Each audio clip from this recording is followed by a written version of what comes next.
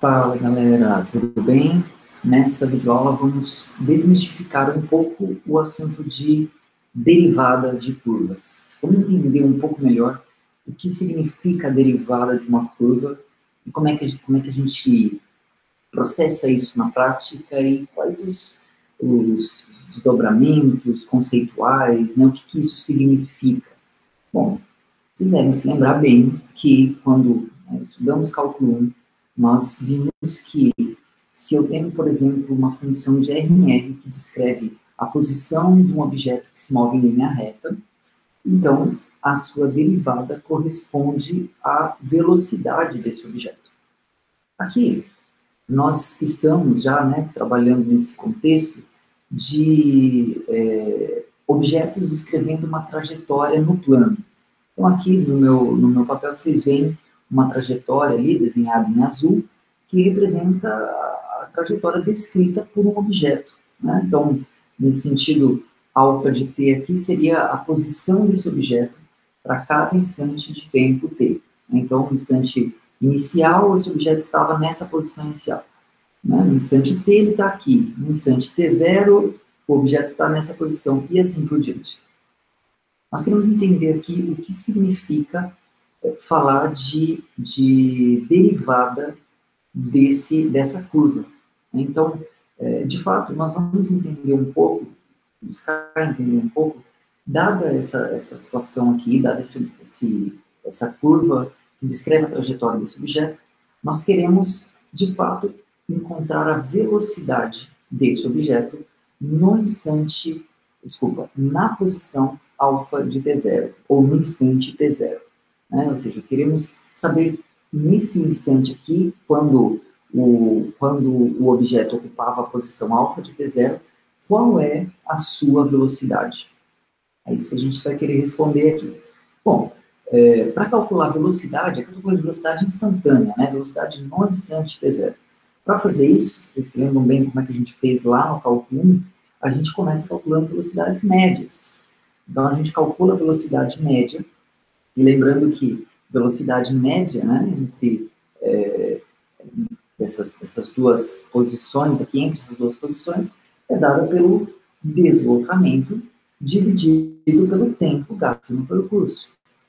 Portanto, se eu quero calcular a velocidade média entre esses instantes t e t0, o que eu devo fazer é calcular o deslocamento, né, ou seja, alfa de t menos alfa de t0.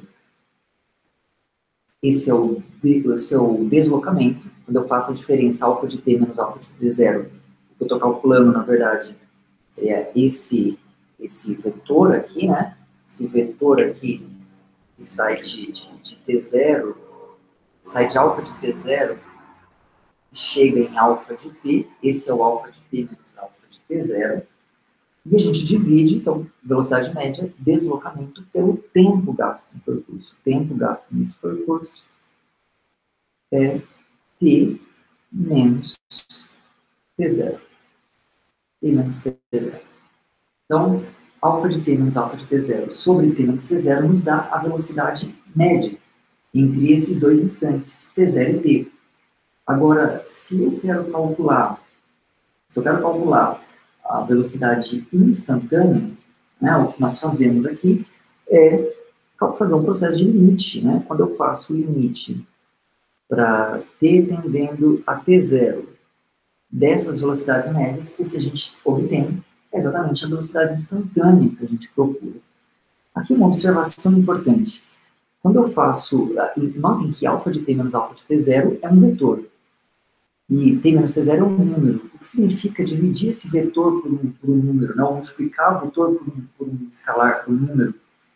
Quando a gente multiplica um vetor por um número, a única coisa que nós fazemos é mexer no tamanho desse vetor e possivelmente no sentido. Se eu multiplico por um número negativo, eu inverto o sentido. Mas nós não alteramos a direção do vetor quando nós multiplicamos por um número real. Então, se eu pego um vetor u e multiplico esse vetor por 2, eu obtenho um novo vetor que tem a mesma direção de u, o mesmo sentido de U, e o tamanho é 2 vezes maior. Se eu multiplico, por exemplo, um vetor por meio, ou melhor, por menos meio, eu obtenho um vetor que tem a mesma direção, o sentido agora é contrário, porque o número escalar que eu multipliquei é negativo, e o tamanho agora é a metade, porque eu multipliquei por meio aquele vetor. Então, multiplicar o vetor por um número é simplesmente mexer no seu tamanho e inverter o sentido se aquele número for negativo.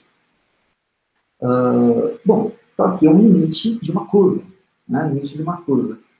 Limites de curvas, a gente viu na aula anterior, que a gente calcula, basta fazer limite de cada uma das coordenadas. As coordenadas dessa curva alfa de t, até já explicitei aqui, né? A primeira coordenada é f de t, a segunda coordenada é g de t.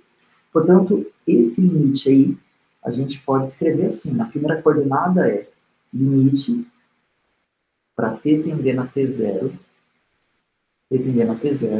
de f de t menos f de t0 dividido por t menos t0.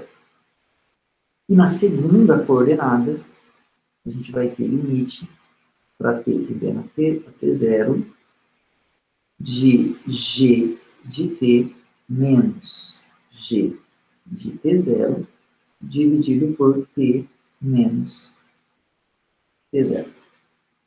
T menos t0. É isso que vai aparecer. Lembrem que f de t, g de t são funções de R em R. E sendo funções de R em R, o que a gente encontra aqui nada mais é do que a derivada, da função f. A derivada da função f. Portanto, isso nada mais é do que f' no ponto t0.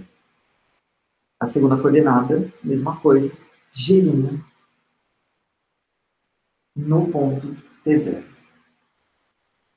E é essa expressão, portanto, que nos fornece a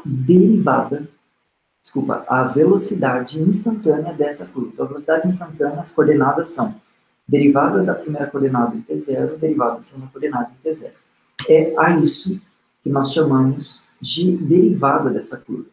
E aí, né, isso não precisa necessariamente ser uma função de posição, né, de modo que a derivada seja a velocidade. Isso pode ser função que descreva qualquer coisa, e a derivada, portanto, de uma curva, de uma função vetorial, é dada basicamente pela derivada das suas coordenadas. Então, a alfa' de t0, né, é, portanto, definida como sendo esse limite, claro, desde que o limite exista, né, pode ser que o limite não exista, mas se o limite existir, a derivada de uma curva é dada pelas derivadas de cada uma de suas coordenadas. Então, se eu quero derivar a curva, né, alfa, então, por aí que eu queira derivar a curva alfa de t igual a seno de t e 2t quadrado mais 3. Quero derivar essa curva no ponto 1. Né? Então, a derivada dessa curva, alfa', vou fazer um ponto t qualquer. A derivada dessa curva é dada simplesmente pela derivada de suas coordenadas, derivada do seno, cosseno de t, derivada de 2t quadrado mais 3, 4t. Essa é, portanto, a derivada dessa curva. Agora, aqui a gente pode até, né, se a gente olha para esse desenho, percebe que, olha, alfa de t menos alfa de t0 é esse vetor, e quando eu divido por t menos t0, eu não mexo nessa direção, então continua sendo um vetor na mesma direção, e à medida que o alfa de t chega perto de alfa de t0, esse vetor, ele vai ter uma tendência a ficar tangente a essa curva que descreve a trajetória. Eu queria mostrar para vocês isso lá no GeoGebra, para a gente poder enxergar isso. Então, aqui, de novo, tem aquela mesma trajetória que a gente tem usado aí recorrentemente, né? Então, dessa trajetória aqui, a gente quer calcular, então, a velocidade, a derivada. E se eu represento essa derivada como um vetor cuja origem está exatamente no ponto P, que marca a posição desse objeto, então, digamos que, vou usar aqui, então, digamos que eu quero representar, né, a velocidade, ela é uma grandeza vetorial, né? Então, para cada tempo t, a velocidade naquele t vai ser um vetor. Eu vou representar esse vetor, lembra que o vetor eu posso representar a partir de qualquer ponto no plano. Eu vou representar a partir justamente do ponto P, que marca a posição desse objeto. Quando eu faço isso, olha o que a gente percebe. O vetor velocidade, o vetor derivada dessa curva nesse ponto P, né, representada sobre o ponto P, é um vetor que é tangente a essa curva. Eu vou colocar aqui em movimento para a gente observar o que acontece. Então, para cada instante de tempo aí que vocês estão vendo, esse vetor representa a velocidade, representa a derivada. Né? Ou seja, a derivada de uma curva é dada por um vetor que é tangente àquela curva naquele ponto onde a gente está calculando a derivada. Então, essa é a relação, né, geométrica que nós temos entre o vetor velocidade e a curva, né, que descreve aí a trajetória desse ponto. E, claro, não precisa ser velocidade, né? Pode ser uma curva que descreve outro tipo de movimento.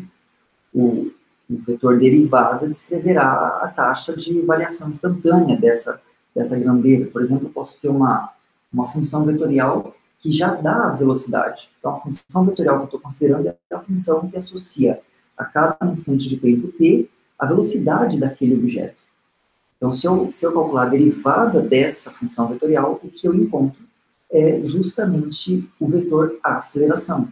O vetor aceleração, que é a derivada da velocidade. Espero que tenha ajudado, que esse conceito tenha ficado bem claro. Né? Se tiverem dúvidas, nos perguntem, nos deixem saber, ok? Vamos trabalhar juntos aqui, firme e fortes, pelo aprendizado efetivo de cada um e cada uma de vocês. Nos vemos no próximo vídeo e até mais.